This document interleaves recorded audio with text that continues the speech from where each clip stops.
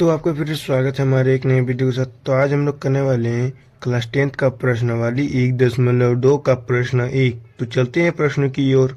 तो प्रश्न लिखा हुआ है, निम्नलिखित संख्याओं को अभाज्य गुणनखंडों के गुणनफल के रूप में व्यक्त कीजिए। तो इस प्रश्न में हम लोग को पूछा गया है अभाज्य गुणनखंडों के रूप में व्यक्त करना है। तो हम लोग चलते हैं, सॉल्व करते हैं। तो ये रहा, हम लोगों ने लिख लिया पहले ही प्रश्नावली 1.1 का प्रश्न 1। तो प्रश्न 1 दिया हुआ है 140। तो हम लोग चलते हैं पहले 140 देखिए यहाँ पे दिया हुआ है 140 को हम लोग चलते हैं, सॉल्व करते हैं। तो अभाज्य गुणनखंड करने बोल रहा है, तो चलते हैं लोग अभाज्य गुणनखंड ऐसे करते हैं। तो 140 को अभाज्य गुणनखंड करते हैं तो पहले 2 से देते हैं। तो 2 यहाँ 1 से तो नहीं जाएगा, 7 दूनी 14 होता है तो 7 और 0 का 0। फिर से 2 से जाएगा तो यहाँ 2, 7 तो नहीं जाएगा लेकिन 6 जाएगा, 3 का 3 तो 6 होता है। तो 3 यहाँ पे हाथ पे उधर 1 चल जाएगा तो 10 हो जाएगा, और 5 दूनी 10 होता है तो यहाँ पे 5। अब ये किससे जाएगा, 5 से जाएगा। तो हम लोग यहाँ पे 5 से देते हैं। तो 7 5 35 होता है तो 7 आ गया। अब ये किसी से नहीं जाएगा 7, क्योंकि एक अभाज्य संख्या है। तो चलते हम लोग लिखते हैं यहाँ पे हल, चूँकि 140 बराबर 2 × 2 × 5 × 7, इस सब को लिख लेते हैं। उसके बाद इसको हम लोग जिसका जिसका जोड़ा बनेगा उसका स्क्वायर कर देंगे। तो चलते हैं, तो हो जाएगा 2 का स्क्वायर गुना 5 गुना 7। तो यही हम लोगों का आंसर हो जाएगा। अब हम लोग दूसरा प्रश्न की ओर देखते हैं। तो दूसरा प्रश्न है 156। तो 156 को चलते हैं, सॉल्व करते हैं। तो यहाँ पे हम लोग लिख लेते हैं पहले पहला का, दूसरा है 156। तो 156 को चलते हैं, हल करते हैं। तो हल करते हैं, इसको पहले अभाज्य गुणनखंड करते हैं। तो चलते हैं 156 को देखते हैं, ये भी 2 से जाएगा, 7 का 7 14, 14 हाथ पे 1 चल जाएगा। तो यहाँ पे 16 में 8 का 8 16 होता है तो यहाँ पे 8 आ जाएगा। ये भी 2 से जाएगा तो यहाँ पे 2 लिख लेते हैं पहले। 3 का 3 3 6 तो यहाँ पे 3 आ जाएगा, और यहाँ पे 1 चल जाएगा तो 18, 9 का 9 18 तो यहाँ पे हो जाएगा 9। अब ये तो 2 से नहीं जाएगा, अब ये 3 से जाएगा। तो 3 से देते हैं, तो कितना बार में 3 एकम 3 और 3 तिया 9 तो 13। अब 13 ये तो अभाज्य संख्या है तो ये अब किसी से नहीं जाएगा। तो चलते हैं लोग, फिर से लिखते हैं यहाँ पे, चूँकि 156 बराबर 2 × 2 × 3 × 13। तो अब हम लोग इसको जोड़ा लगा देते हैं। तो चलते हैं, तो यहाँ पे बराबर 2 का स्क्वायर गुने 3 गुने 13। तो यही हम लोगों का आंसर हो जाएगा। अब हम लोग चलते हैं तीसरा सॉल्व करते हैं। तो तीसरा दिया हुआ है 3825। तो 3825 को चलते हैं, सॉल्व करते हैं। तो यहाँ पे हम लोग लिख लेते हैं पहले तीसरा 3825। तो इसको हम लोग हल करते हैं। तो हल करने के लिए पहले हम लोगों को इसको देना पड़ेगा अभाज्य गुणनखंड। तो चलते हम लोग देते हैं। तो यहाँ पे लिखते हैं 3825। तो 3825, तो ये 2 से तो नहीं जाएगा, 3 से भी नहीं जाएगा, 4 से भी नहीं, 5 से जाएगा। तो इसको 5 से हम लोग देते हैं। तो यहाँ 7 5 35 का 7, फिर हाथ पे उधर चल जाएगा, 3 बचेगा तो 3 उधर चल जाएगा। तो कितना हो जाएगा, 32 हो जाएगा। तो 32, 5 6 30 होता है तो यहाँ पे 6 लिखते हैं। उसके बाद फिर यहाँ पे हाथ पे उधर 2 बचा तो हाथ पे उधर चल जाएगा, तो बचेगा कितना 25।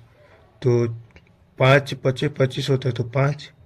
अब इसको चलते हैं, सॉल्व करते हैं, ये भी 5 से जाएगा। तो यहाँ पे 5 लिख लेते हैं पहले। यहाँ पे 5 एकम 5 ले लेते हैं, इधर हाथ पे 2 चल जाएगा तो यहाँ पे बढ़ हो जाएगा 26। तो 5 5 25 होगा तो यहाँ 25 लिख लेते हैं। 5 5 25 का 5 हो जाएगा।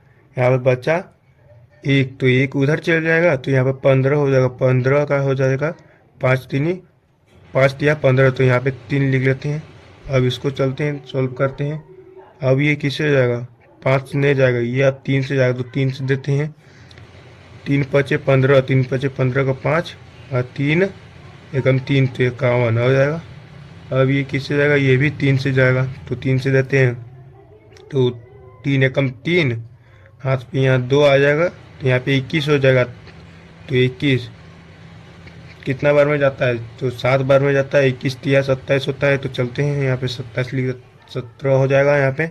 ये तो 17 तो अभाज्य गुणन अभाज्य संख्या है, तो अभाज्य संख्या अब नहीं जाएगा, तो हम लोग चलते हैं इसको लिखते हैं। तो अब यहाँ पे लिखते हैं चूंकि 3825 बराबर 5 गुना 5, 5 गुना 5 गुना 3 गुना 3, 3 गुना 3 गुना 17 बराबर, तो इसको इसका जोड़ा कर देंगे, इसका जोड़ा कर देंगे, तो यहाँ पे लिखते 5 का स्क्वायर गुने 3 का स्क्वायर गुने 17, तो यही हम लोगों का आंसर हो जाएगा। अब चलते हैं चौथा सॉल्व करते हैं। तो चौथा दिया हुआ है 5005, तो चलते हैं हम लोग 5005 को सॉल्व करते हैं।